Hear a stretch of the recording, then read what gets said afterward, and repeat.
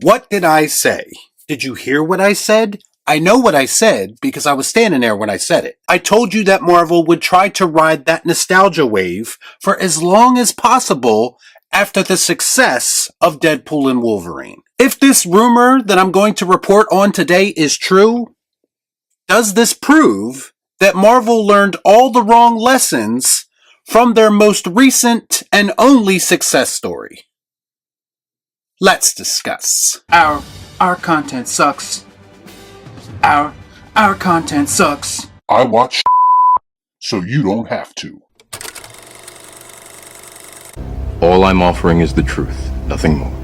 So regardless of how I personally felt about Deadpool and Wolverine overall, I cannot deny that film's success. I also cannot deny that that movie gave a lot of fans exactly what they wanted, and in some ways that was exactly what Marvel needed to do. They needed something to reignite interest in their brand once again, even if that interest wasn't sustainable long term.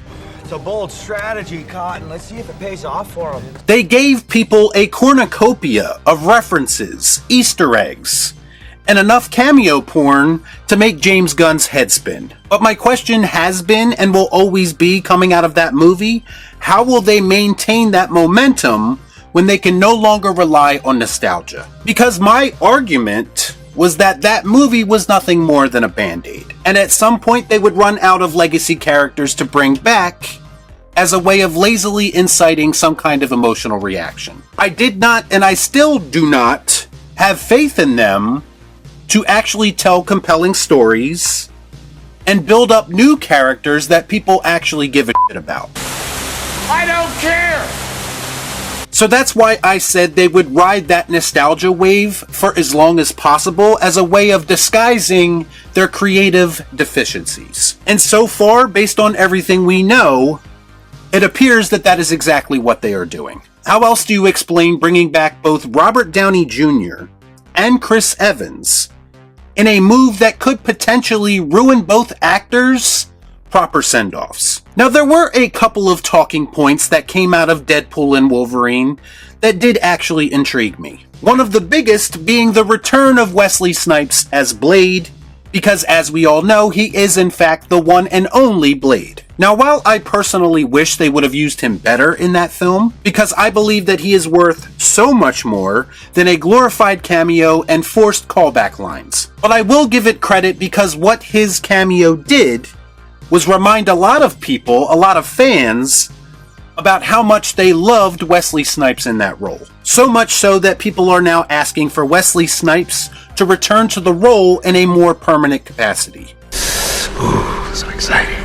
When it comes right down to it, there are many people who do not desire to see anyone else in that role. Something that I happen to agree with because, let's face it, in most instances you cannot improve on perfection. Which brings me to a very similar situation with Hugh Jackman's Wolverine. Similar to Wesley Snipes as Blade, it's very difficult to picture anyone else in the role of Wolverine other than Hugh Jackman, if for no other reason, because he's played the role for so long. For so many people, including myself, he is our definitive live-action Wolverine, even though we've never actually had another one. And no matter how much I wasn't personally impressed with Deadpool and Wolverine overall as a film, as a fan, it's always going to be great to see the GOAT back in the role that he made his own. Go yourself, pretty boy. Now, am I curious about what the Cavalrine would look like in an expanded capacity? Of course. Henry Cavill might actually be the only actor alive that people wouldn't instantly reject if he was cast in the role. But like it or not, he or whoever might play Wolverine in the future will always be living in Hugh Jackman's shadow. Now, we've heard rumors somewhat recently about Hugh Jackman's Wolverine returning for Avengers Secret Wars. And we've also heard rumors that once the official MCU reboot of the X-Men takes shape, that the role will be recast. But now a new rumor is suggesting we might be seeing a lot more of Hugh Jackman as Wolverine, and to be quite honest, I feel a little bit conflicted about that. So this rumor is courtesy of @MyTimeToShine on Twitter, so take it with a massive grain of salt. But this account is suggesting that Marvel is planning on Hugh Jackman remaining in the MCU as Wolverine for at least another decade, including a whole trilogy of Deadpool and Wolverine movies. It's been 84 years. Now, on one hand, I'm somewhat depressed at the thought that the mediocrity that is the MCU will continue for that long or longer, and I do think there is something to be said that if this rumor is in fact true, that would mean Hugh Jackman is playing the role of Wolverine well into his 60s. Listen, from a creative perspective or lack thereof, I do understand where Marvel Studios is coming from with a potential decision like this. Because chances are they aren't going to find anyone better than Hugh Jackman, and even if they think they could, there's a good chance that fans would reject that person regardless of how perfect for the role they might be. This to me should not be surprising to anyone because it is in fact par for the course when it comes to Marvel Studios. Something very familiar about all this. Do I personally have an interest in a Deadpool and Wolverine trilogy?